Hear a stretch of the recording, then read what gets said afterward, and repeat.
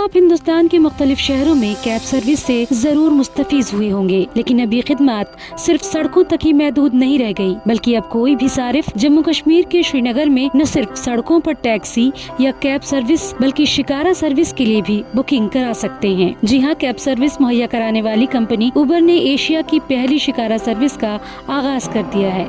अगर आप कश्मीर की सैरो सयाहत को जा रहे हैं तो आप इसे पहले ही बुक करा सकते हैं।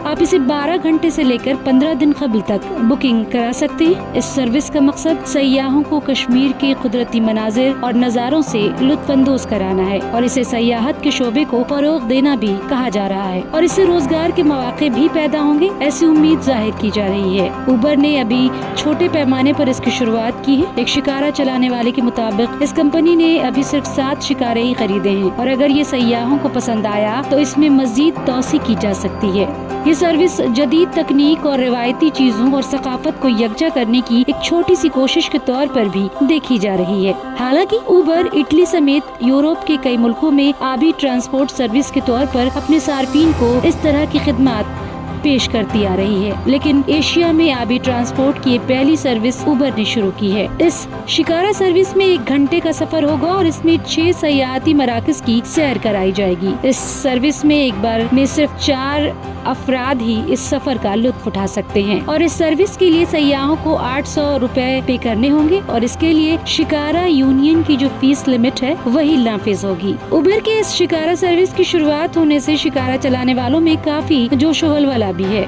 शिकारा चलाने वालों का कहना है कि कश्मीर आए और डल झील में शिकारे की सवारी नहीं की तो क्या किया। उनका कहना है कि डल झील कश्मीर का दिल है। सयाहों के लिए आसानी के साथ साथ शिकारा चलाने वाले भी इस सर्विस में अपना मुस्तकबिल तलाश करके खुश हो रहे हैं। कश्मीर में जिस तरह से सयाहत के शोबे में फरोग हुआ है और पहले के मुकाबले सयाहों की तादाद में रिकॉर्ड तोड़ इजाफा देखने को मिला है। अगर उबर की ये शिकारा सर्विस कामयाब होती है तो मुस्तकबिल में कश्मीर में रोजगार के मौके के साथ साथ सयाहों का रुझान बढ़ने की उम्मीद भी नजर आ रही है। अब देखना ये है कि एशिया की पहली शिकारा सर्विस जो एक कैब सर्विस के जरिए शुरू हुई है उसे सयाह कितना पसंद करते हैं और ये कारोबारी एतबार से कितना फायदेमंद साबित होती है, ये तो वक्त ही बताएगा।